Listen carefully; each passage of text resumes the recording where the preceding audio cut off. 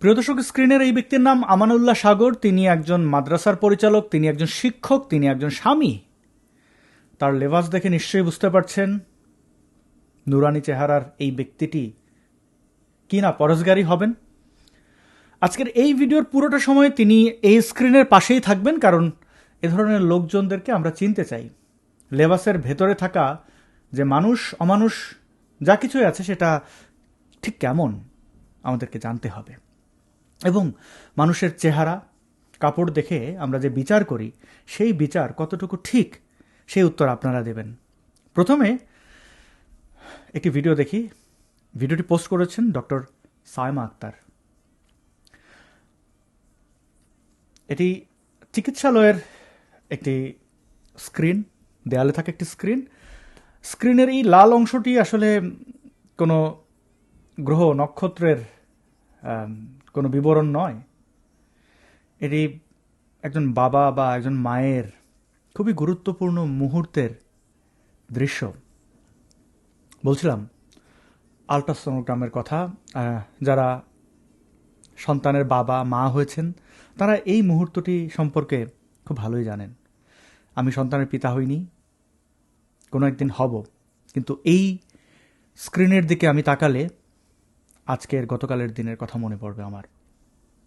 কেন মনে পড়বে সেটা আমরা জানার চেষ্টা করি। কি করবে আল্লাহ, এটা তো এখন সময় না যে কিছু করার মতো অবস্থা আছে, কিছু করার মতো কিছু করার অবস্থা নাই।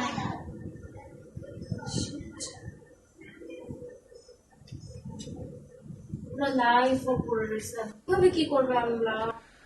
আল্ট্রাসোনোগ্রামের এই ভিডিওটিতে আফসোস করতে দেখা যাচ্ছে, আক্ষেপ করতে দেখা যাচ্ছে ডক্টর সায়মা আক্তারকে। আমরা তার মুখ থেকে শুনি আসলে ঘটনাটা কি। তার আগে একটু বিবরণ দেই।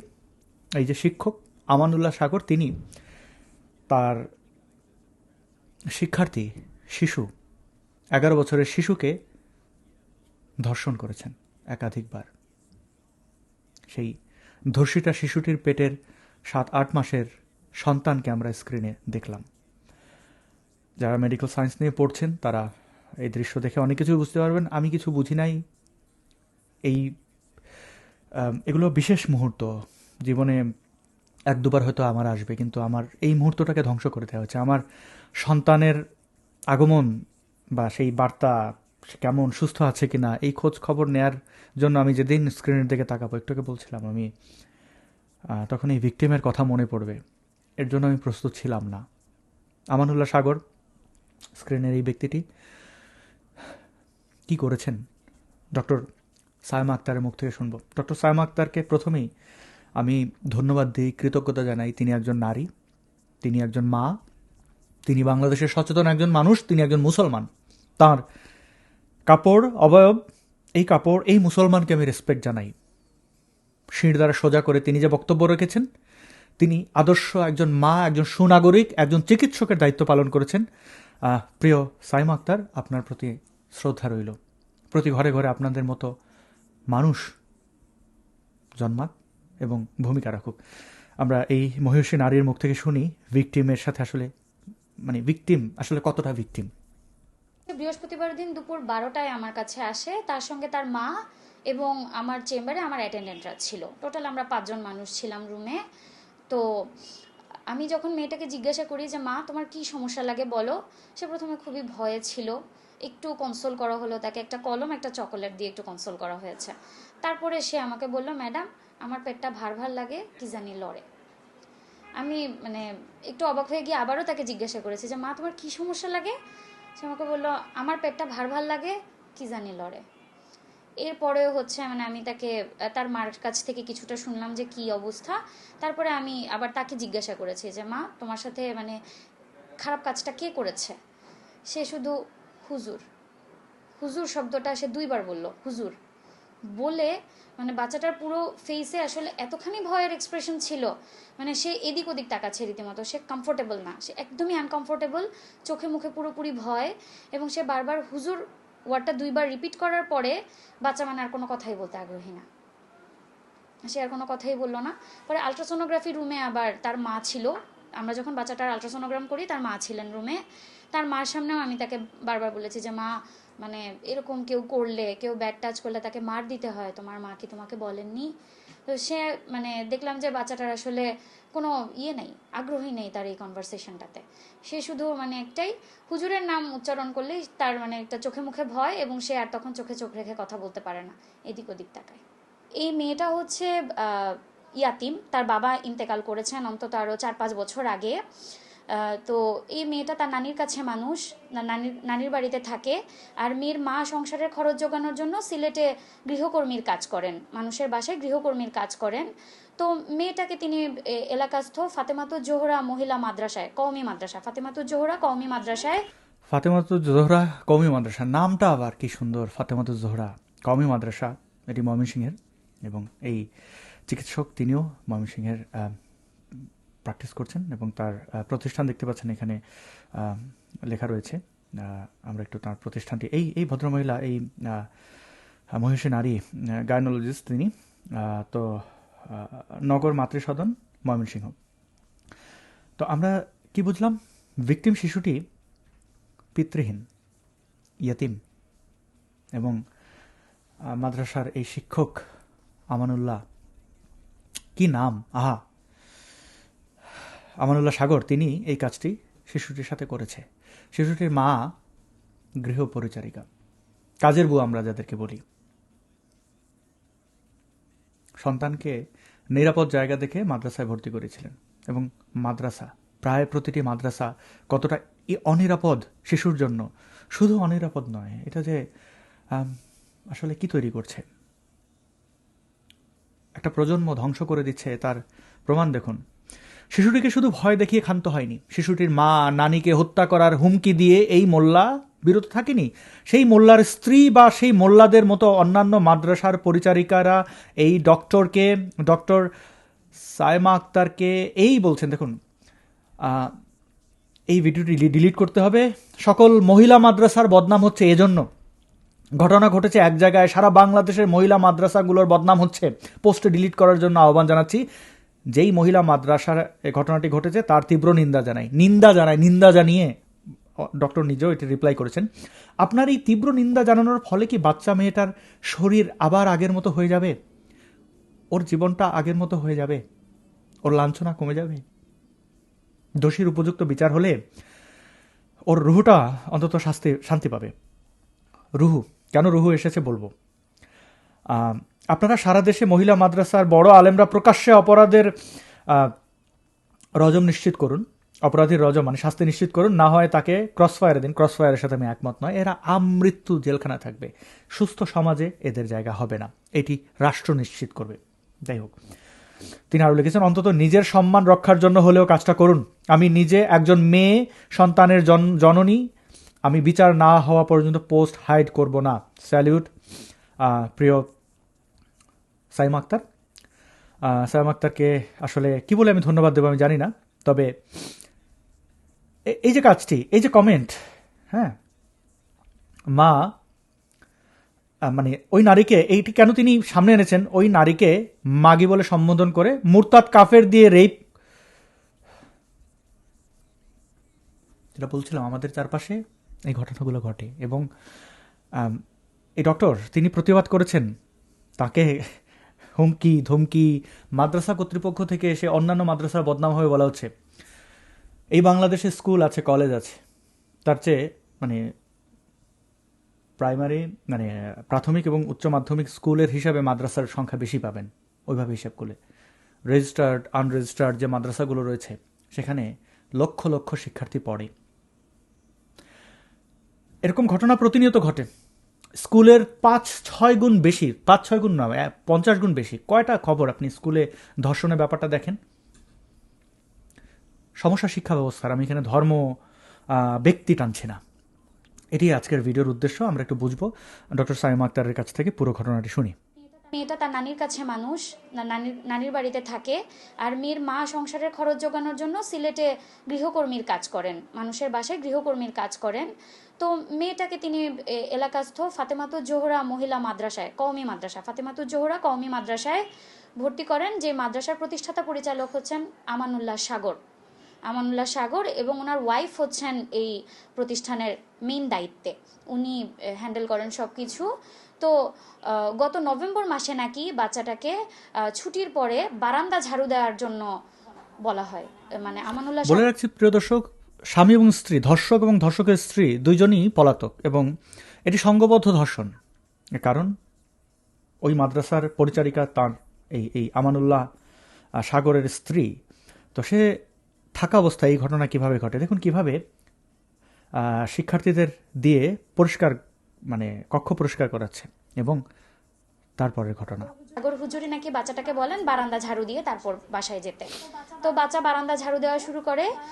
বারান্দা ঝাড়ু দেওয়ার এক পর্যায়ে নাকি হুজুর তাকে বলে হুজুরের যে রুমটা, মানে প্রতিষ্ঠাতা পরিচালকের যে রুমটা, এই রুমটাও যেন পরিষ্কার করে দেয়। তো বাচ্চা রুম পরিষ্কার করার জন্য ভেতরে ঢুকলে উনি দরজা বন্ধ করে বাচ্চার সঙ্গে পৈশাচিক আচরণটা করেন।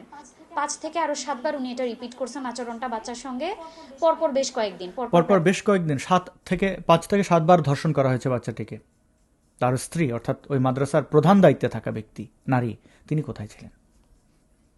5 থেকে 7 দিন উনি একই কাজ করছেন, এবং বাচ্চাকে ভয় দেখাইছেন যে বাচ্চা যদি কাউকে বলে দেয় বাচ্চার নানিকে মেরে ফেলবে, বাচ্চাকে মেরে ফেলবে, বাচ্চার মাকে সিলেটে খুঁজে নিয়ে মারবে, সিলেটে মেরে ফেলবে, এমন ভয় দেখানো হয়েছে বাচ্চাকে। বাচ্চা ভয়ে কাউকে বলে নাই, এবং একটা পর্যায়ে নাকি গত বছরের জানুয়ারি ফেব্রুয়ারির দিকে বাচ্চাকে মাদ্রাসা থেকে বেরও করে দেওয়া হয়েছে। এই বছরের জানুয়ারি ফেব্রুয়ারির দিকে বাচ্চাকে মাদ্রাসা থেকে বের করে দেওয়া হয়েছে। গত মার্চ মাসে বাচ্চার নানি খেয়াল করলেন যে বাচ্চার পেটটা অস্বাভাবিকভাবে বড় হয়ে যাচ্ছে। তারপরে হচ্ছে তারা ডক্টর কনসাল্ট করেন, এবং মানে ফিজিক্যাল এক্সামিনেশনে জানা যায় যে বাচ্চার সিম্ফাইসিও ফান্ডাল হাইট, যেটা মানে আমরা ইউটারাসের হাইট যেটা মেজার করি প্রেগন্যান্সিতে, এটা কিন্তু এইজ করেসপন্ডিং এক একটা হাইট আসে। তো এই বাচ্চার হাইট তখনই অলমোস্ট 25-26 উইক্সের মতো। আর আমার কাছে যখন বাচ্চা আসে আমি এটা 27 উইক্স করেসপন্ডিং হাইট পেয়েছি। আমি নিজেও একজন শিশু সন্তানের মা, আমার নিজেরও 5 বছরের একটা মেয়ে বাচ্চা আছে। আমি আসলে এই বাচ্চার ভবিষ্যৎ নিয়ে আমি কিছু চিন্তা করতে পারছি না, আমার মাথায় আসলে আসে না। আর এখন তার যে শারীরিক কন্ডিশন, প্রথম কথা হচ্ছে ছোট মানুষ, তার পেটে অতটা জায়গা নাই। একটা একদম টিপিক্যাল গ্রামীণ অপুষ্টিতে আক্রান্ত বাচ্চা, 11 বছরের বাচ্চা, তার ওজন এখনো 30 কেজি হয় নাই, উল্টা সে আরও প্রেগনেন্ট। পেটের বাচ্চাটার ওজন প্রায় 998 গ্রামের মতো, প্রায় 1 কেজির কাছাকাছি। তো মানে ওর অ্যানিমিয়া আছে, রক্তশূন্যতা আছে বাচ্চাটার, হিমোগ্লোবিন মাত্র 8.5, যেখানে অ্যাভারেজ রেঞ্জ হচ্ছে অ্যারাউন্ড 12 to 14। আর গাইনোকোলজিতে আমরা যেটা আসলে পড়ি, আমাদের পুরো লাইনটাই হচ্ছে ম্যাচিওর ফিমেলদেরকে নিয়ে, মানে ডেলিভারি বা এই রিলেটেড লাইনগুলো এরিয়াগুলো ম্যাচিওর ফিমেলদেরকে নিয়ে। আর ছোট বাচ্চারা আমাদের মেনস্ট্রুয়াল লাইনে আসে, যে আচ্ছা তাদের মেনোরেজিয়া থাকতে পারে বা অন্যান্য প্রবলেমগুলো আমরা ডিল করব।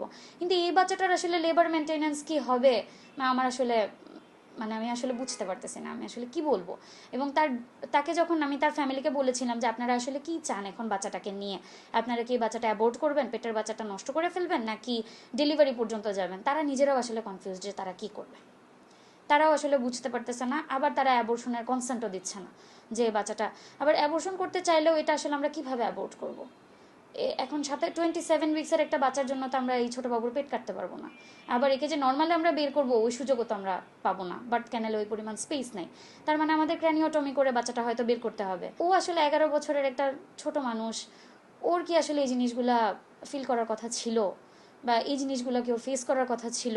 আর এখন যে সামাজিক হেনস্থাগুলা হচ্ছে, ওর তো আসলে মানে বিয়ে শাদী বলেন বা ফিউচার বলেন, ওটা নিয়ে তো আসলে কিছুই নাই ওর জন্য, আসলে কিছুই নেই।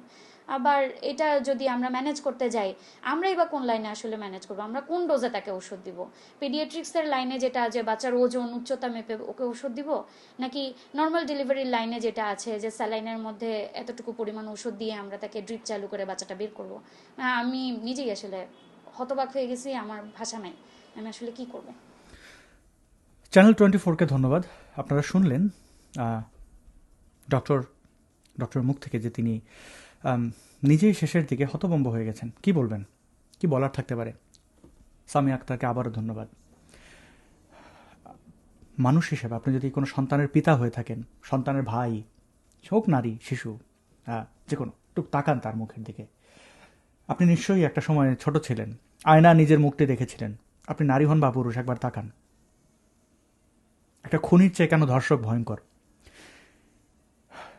আপনাকে যে কোনো একটা পদক্ষেপ নিতে হবে।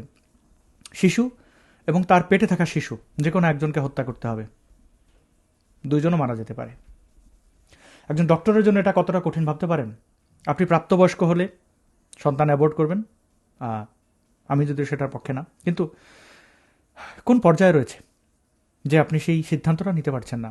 এবং সামাজিক স্বীকৃতি, এই সামাজিক স্বীকৃতি দিয়ে আমাদের কি হবে যেখানে ভিকটিমদের দায় করা হয়, যেখানে একটা পুরুষ, এটা কম করে হলে 40 বছর বয়স হবে তার, সে তার কন্যার চেয়ে ছোট, মানে কন্যার চেয়ে ছোট কি বলি, মানে আমি স্বাভাবিকভাবে কথা বলতে পারছি না, তো এই বাচ্চাটাকে ধর্ষণ করলো। এই যারা বলেন যে নারীর পোশাক নিয়ে সমস্যা, আমাকে এটার উত্তর দেন, একটা 11 বছরের শিশুর কি দেখে তার ইমানের সমস্যা হয়, কি দেখে ধর্ম লঙ্ঘন হয় যেটার জন্য ধর্ষণ করতে হবে? এবং এই বাচ্চাটিকে এখন কেন এই ডিসিশন নিতে হবে? সে বাঁচবে, তার পেটের সন্তান বাঁচবে, নাকি উভয়ে মারা যাবে? এই দায় কে নেবে? আপনি কি আমাকে বলতে পারেন? ক্রসফায়ার, কিসের ক্রসফায়ার? এই ভিকটিম আজীবন তার এই ক্ষত নিয়ে বেঁচে থাকবে, যদি বেঁচে থাকে আর কি। বাস্তবতা এমন এক নির্মম জায়গায় যায় যে আমরা বলি যে এত ধুকে ধুকে মরার চেয়ে বোধহয় মরে গেলে বেঁচে যাবে। এই পর্যায়ে আমরা কেন যাব?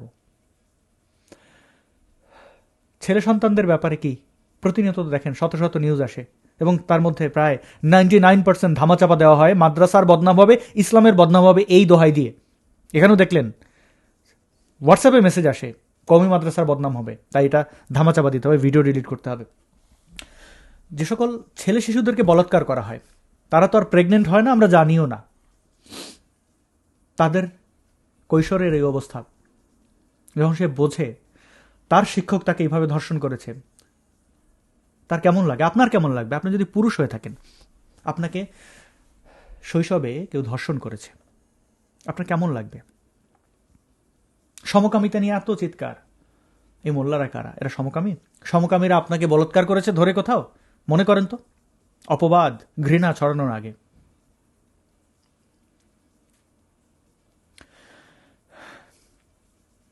কোন উত্তর আছে আপনার কাছে? মানুষ আমরা কাদের সাথে বসবাস করি? এই নুরানি চেহারার মাদারচোদকে দেখলে আপনার কি মনে হয়? ইসলাম উতলাইয়া পড়ে, তাই না? ধর্ম। আপনি মানুষ, আপনার সন্তানকে গিয়ে মাদ্রাসায় দিয়ে আসছেন, আপনি মানুষ। এখন আপনি তো ধর্মের জায়গায় চলে যাবেন, মাদ্রাসায় যারা পড়ে তারা কি মানুষ না? মাদ্রাসা থেকে কি মানুষ হয় নাই? আমি সকল মাদ্রাসাকে খারাপ বলবো না, কিন্তু ভালো বলার মাদ্রাসার নামও আমি খুঁজে পাই না। আমি নিজেও মাদ্রাসার ছাত্র ছিলাম। এই ঘটনার, এরকম ধর্ষণের ঘটনা আমি না দেখলেও নৃশংসভাবে নির্যাতন, পিঠ পেটানো, শাসনের নামে এসব তো দেখেছি। যাই হোক, প্রসঙ্গে আসি। এই যে মোল্লা, তার লেবাস, ধর্মবিশ্বাস, এটা দেখে আপনি পক্ষ নেবেন নাকি তার বিপক্ষে দাঁড়াবেন? বিপক্ষে কি দাঁড়াবেন? তাকে যে মারবেন? নো। আজীবন তার এই ঘটনার সুষ্ঠু তদন্তের মাধ্যমে অপরাধী প্রমাণিত হলে, কেউ না কেউ তো ধর্ষণ করেছে, সেই ধর্ষকটা কে সেটা বের করে আজীবন এই রাষ্ট্রকে নিশ্চিত করতে হবে সে যেন বাইরে থাকতে না পারে, কারণ সে বাইরে থাকলে আপনার আমার সন্তানকে ধর্ষণ করবে। আপনার সন্তানকে মাদ্রাসায় দেওয়ার আগে 10 বার ভাবুন। এই যে যারা অর্থবিত্তবান আছেন, আল্লাহর নামে মাদ্রাসায় টাকা দিচ্ছেন, সেই টাকা দিয়ে মোল্লা বলৎকার করছে, আপনার টাকায় শিক্ষার্থীদের খাওয়াচ্ছে, বন্দি করছে। আপনি কোথায় টাকা দিচ্ছেন? আপনার সন্তানের দায়িত্ব আপনি নিতে পারলে সমাজ থেকে এরকম একটা সন্তানের দায়িত্ব আপনি নিতে পারেন না? ও ধর্মে এই অ্যাডপ্ট করা নিষিদ্ধ, ধর্ষণ করা খুব আরাম, ধর্ষণের যে অ্যাডপশন খারাপ, কেন? দত্তক নিলে কি সমস্যা? আমি সন্তান জন্মানো এর বিরোধী একজন মানুষ ছিলাম। সময়ের পরিবর্তনে আমারও খুব স্বপ্ন, আমার ফুটফুটে সন্তান হবে, সংসার হবে। আমাকে এই ট্রমা কেন আমার এই দেশ দিচ্ছে? সব বাদ দেন, ধর্ম দেখুন তো যারা প্রতিবাদ করছে তাদের প্রতিবাদটা কেমন? আপনি কি এরকম প্রতিবাদ করবেন? দেখুন, এক মোল্লা বলছে, মুফতি মারুফ কাশেমি, তিনি বলছেন, বর্তমানে মহিলা মাদ্রাসা মানেই একটা পতিতালয়, বিশেষ দ্রষ্টব্য কিছু মাদ্রাসা ব্যতীত। এটা কি ধর্ষকের বিরুদ্ধে দাঁড়িয়েছে? মাদ্রাসার বিরুদ্ধে দাঁড়িয়েছে এই মুফতি? কথাটা শুনলে তো খুব ভালোই লাগে, অনেকে দেখলাম শেয়ারও করছে, বাহ কি চমৎকার। জঙ্গিটাকে চেনেন?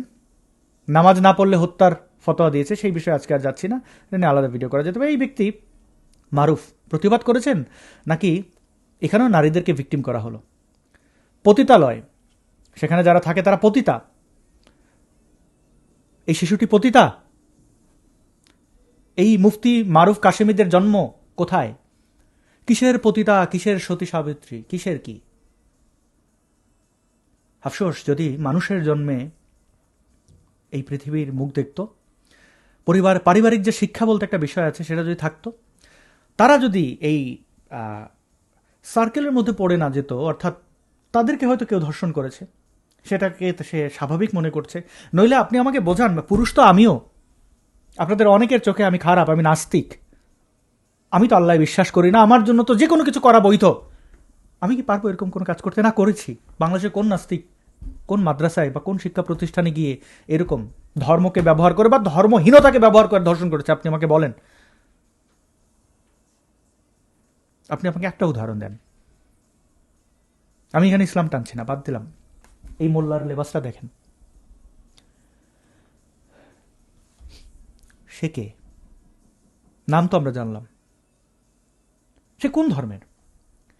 পৃথিবীতে এমন কোন ধর্ম আছে যে ধর্ম আপনাকে ভয় দেখায় না, লোভ দেখায় না? বলেন, স্বর্গ নরকের কনসেপ্ট, দু একটা ধর্ম ছাড়া। বৌদ্ধ ধর্ম অবলম্বীরা বা অনেকেই এসে বলবেন যে আমি সে বিতরণ নেই, বেশিরভাগ ধর্ম আর সংগঠিত ধর্ম তো অবশ্যই আপনাকে ভয় এবং লোভ দেখায়। ভয় আর লোভ গেল কোথায়? এই কাজের বিনিময়ে সে কি লোভ কি পাবে? পরকালে জান্নাতে স্বর্গে কি পাবে? লোভ তো নাই। আমি এমন কোনো ধর্ম জানি না যে ধর্ম বলবে, যদি ইসলামে ধর্ষণ শব্দটাই নাই, জেনা আছে, তো ধর্ষণ বা ইসলামের ভাষায় জেনা, এটা করলে আপনাকে জান্নাতে কিছু দেওয়া হবে এমন কোনো প্রলোভন নাই, তার মানে এটা খারাপ। যেমন মিথ্যা বলা খারাপ। খারাপ হলে এই ব্যক্তি তো মুসলমান, আমি একটু আগে যেটা বলছিলাম, আমি না হয় কাফের নাস্তিক, আমি খারাপ, আমার মৃত্যুর পরে ভয় ডর নাই, তার তো ভয় ডর আছে। সে কাকে ভয় পেল? তাকে ধর্ম, আল্লাহ, নবীর কোন বাণী আটকালো এই অপরাধ করা থেকে? তার মানে সে নাস্তিক? সে কে? আপনি তো তার পক্ষ নিচ্ছেন, তার পক্ষ নিয়ে ডক্টরকে হুমকি দিচ্ছেন, মহিলা মাদ্রাসা বদনাম হবে বলছেন। তার মানে আপনি তাকে লালন করেন, তার লেবাস, তার নুরানি চেহারা, তার ইসলাম প্রচারটাই আপনার কাছে মুখ্য।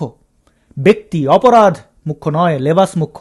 এই লেবাস মুখ্য বলেই অপরাধ করতে পারে। আজকে যদি আমি বলি স্বপ্নে হযরত মুহাম্মদকে দেখেছি, আল্লাহকে দেখেছি, ইসলাম সত্য মেনে নিচ্ছি, পিনাকি ভট্টাচার্যের মতো আমি যা ইচ্ছা তাই করতে পারবো, আমার এনিমিদের ধ্বংস করে দিতে পারবো, মুসলমানদেরকে দিয়ে অনেক অপরাধ করাতে পারবো। এই সুযোগটা আপনারা দেন বলে অপরাধীরা, বদমাশরা ধর্মকে ব্যবহার করে ক্ষতি করে। লেবাসের দিকে না তাকিয়ে মানুষের দিকে তাকান। লেবাসের বাইরে যে ব্যক্তিটি, তার শাস্তি নিশ্চিত করুন। পাঞ্জাবি পরলে ধর্ষণ করার আগ্রহ তৈরি হয় না। আমিও পাঞ্জাবি পরি, টুপিও পরি মাঝে মাঝে। টুপি, পাঞ্জাবি, দাড়ি তো আমারও আছে, কিছুদিন আগে, কয়েক মাস আগে বড়ও ছিল। হ্যাঁ, সেই কানের নিচের চুল, সুন্নতি চুল, তাও আমার ছিল। আমার তো এরকম কোনো বোধ তৈরি নেই। তার মানে, বা আমি তো একটা সময় মুসলমান ছিলাম, আমি তো কাউকে ধর্ষণ করি নাই। জীবনের বড় একটা সময় পর্যন্ত মুসলমান ছিলাম। আমি যদি হিন্দু থাকতাম, খ্রিস্টানও থাকতাম, আমি বোঝাতে চাইছি প্রিয় বন্ধু, আপনি আমাকে ঘৃণা করেন, অবশ্যই আপনি আমাকে করেন, আমার কোনো অসুবিধা নেই, কিন্তু একটু কম্পেয়ার করেন তো। এই অমানুষটার লেবাস, ধর্ম কি করেছে তাকে? নাকি সে নিজেও মাদ্রাসায় বলাৎকার হয়েছে?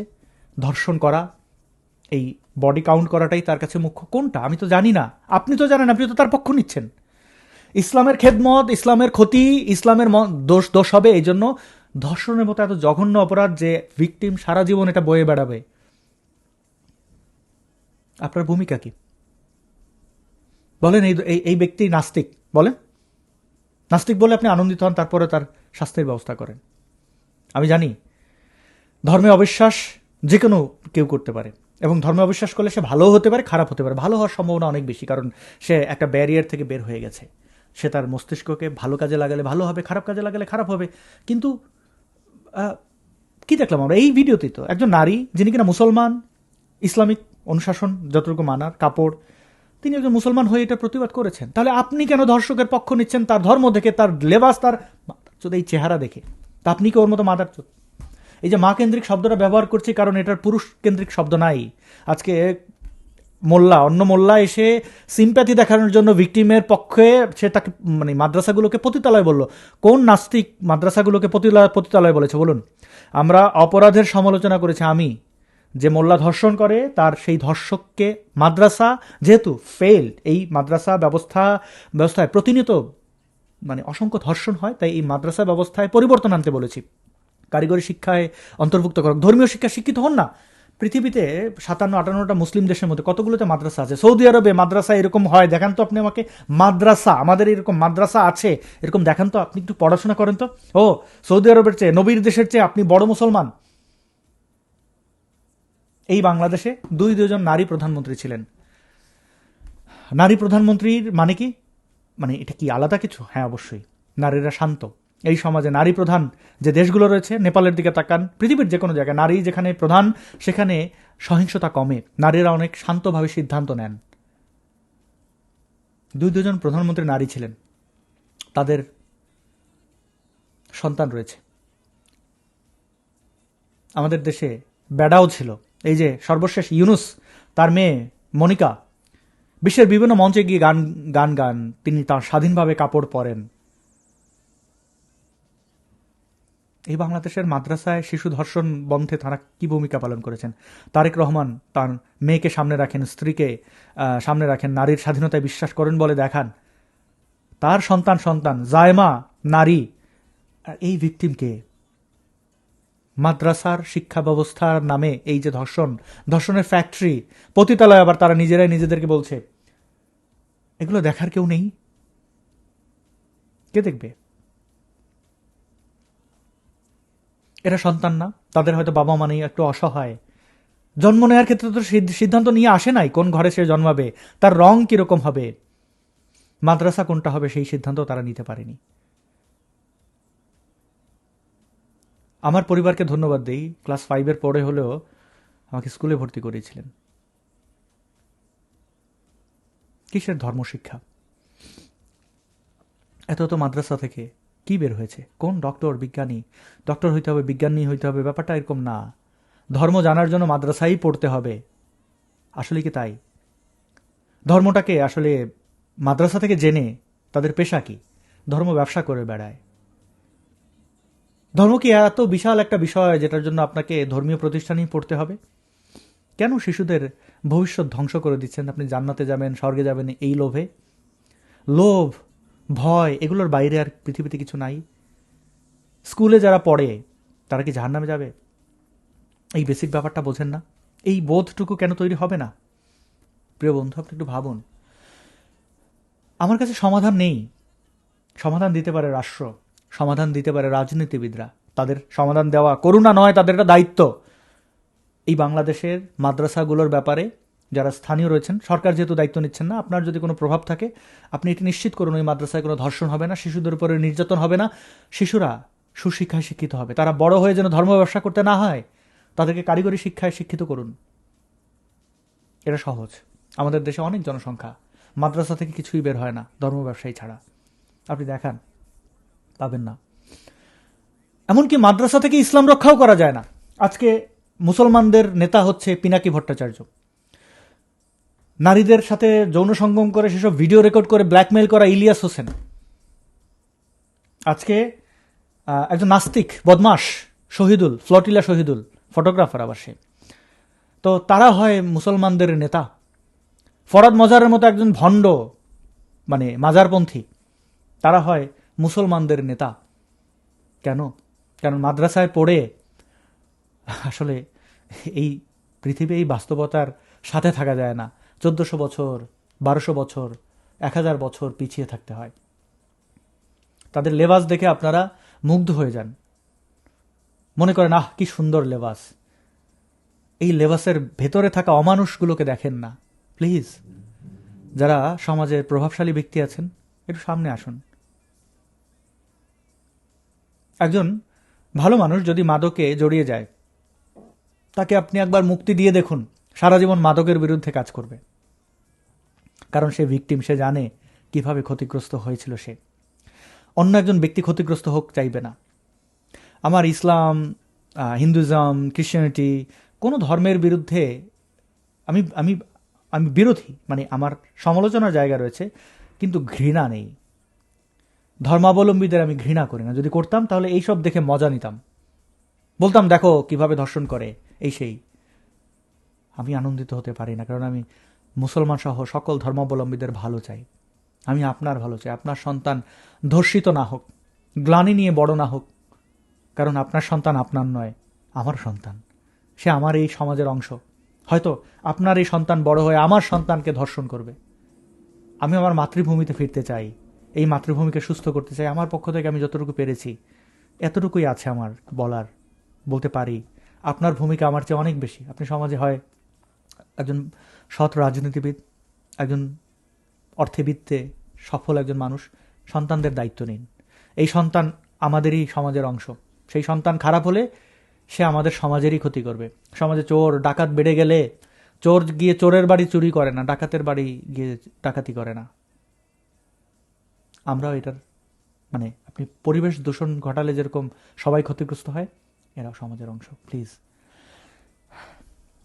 বাংলাদেশের বাইরে এখন যে জিনিসটা চলছে, ভারতের নির্বাচন বেশ কয়েকটি রাজ্যে, পশ্চিমবাংলা আমাদের সাথে খুবই গুরুত্বপূর্ণ একটা মানে ওতপ্রোত জড়িত বলবো, ভাষা সংস্কৃতি সব কিছুতে।